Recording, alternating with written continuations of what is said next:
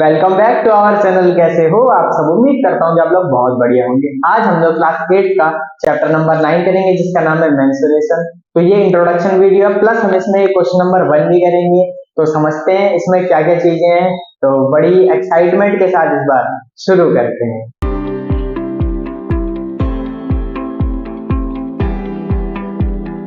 तो इंट्रोडक्शन में सबसे पहले हम कुछ शेप्स के बारे में जानेंगे, जिसमें से पहली शेप है हमारी ट्रेपिज्म। क्योंकि मोस्ट ऑफ द क्वेश्चन, ज्यादातर क्वेश्चनों में ट्रेपिज्म यूज होगी, जिसको हिंदी में कहते हैं संबलम। ट्रेपिज्म ऐसी शेप का होता है जिसकी दो साइड्स पैरेलल होती हैं और दो होती है अनपैरेलल। दो होती है समांतर, दो होती है असमांतर। तो एरिया कैसे निकाला जाता है? 1/2 इंटू में a प्लस बी इंटू में h। अब a, b और h का ये देखो, a होती है हमारी एक समांतर साइड, b होती है हमारी दूसरी समांतर साइड और h होती है इन दोनों के बीच की दूरी यानी कि हाइट। ठीक है, ये हो गया हमारा ट्रेपिज्म। सेकंड रेक्टेंगल है। रेक्टेंगल तो हमने बहुत पहले से पढ़ते हुए आ रहे हैं, इससे पहले की क्लासों से भी। तो एरिया ऑफ, हाँ वो थोड़ी सी गलती से स्क्वायर लिख दिया था। Area of rectangle equals to length into breadth, यानी कि लंबाई गुना चौड़ाई। तो उसका फॉर्मूला भी लिख दिया हमने और यहाँ पे लिख दिया लेंथ, एल को कहते हैं लेंथ और बी को कहते हैं ब्रेथ। क्यों लिख दिया है? क्योंकि आगे जब हम क्वेश्चन करेंगे तो उन क्वेश्चनों में मैं बार बार लेंथ और ब्रेथ नहीं लिखूंगा, उनमें सीधा हम शॉर्ट फॉर्म यूज करेंगे जो कि एल और बी है। इसलिए इनको अच्छे से समझने की जरूरत है और याद भी कर लेना दोनों के दोनों फॉर्मूले। अब दो शेप्स और है, उन शेप्स को और समझते हैं, उसके बाद करते हैं हम क्वेश्चन नंबर 1। तो उसके लिए इसको मिटाते हैं, चलो मिटा देते हैं इसको। हाँ जी, तो वो वाली शेप्स हटा के मैंने नई शेप्स बना ली है जो कि है रोम्बस और ट्रायंगल।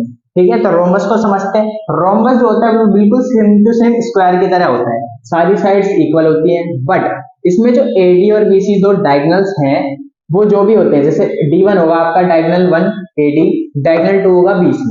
इन दोनों का अगर मल्टीप्लाई कर दिया जाएगा तो हमारा एरिया निकल जाएगा, एरिया ऑफ रोम्बस। तो एरिया ऑफ रोम्बस कैसे निकलता है? D1 into D2।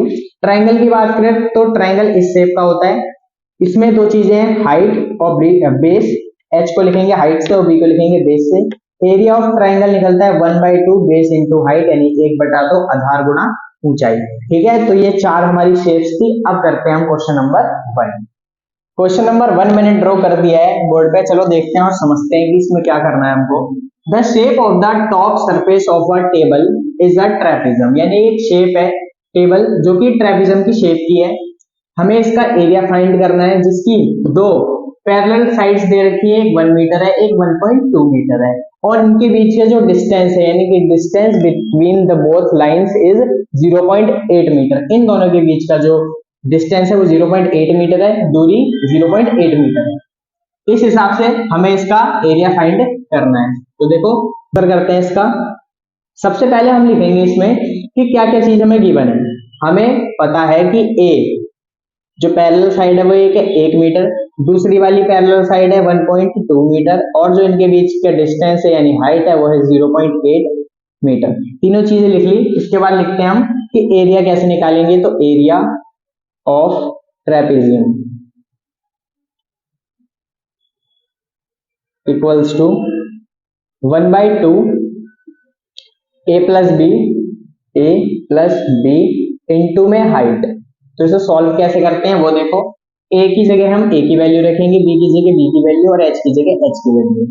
1/2 multiply 1 plus 1.2 metre into में हाइट, सॉरी हाइट की जगह भी वही लिखेंगे हम 0.8 जो हमें गिवन है। सॉल्व क्या करेंगे, पहले इनको प्लस कर देते हैं, 1/2 प्लस कर देते हैं इनको 2.2 मीटर इंटू में 0.8 मीटर।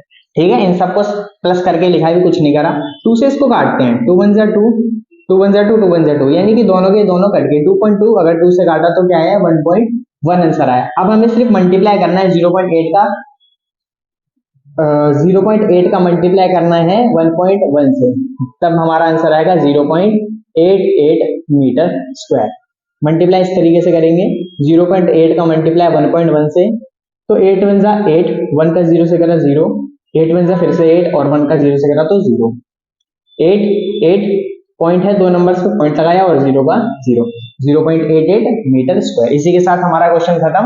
उम्मीद है आप लोगों को समझ आया होगा और अच्छा भी लगा होगा। तो इसी के साथ ये वीडियो यहीं पे खत्म होती है।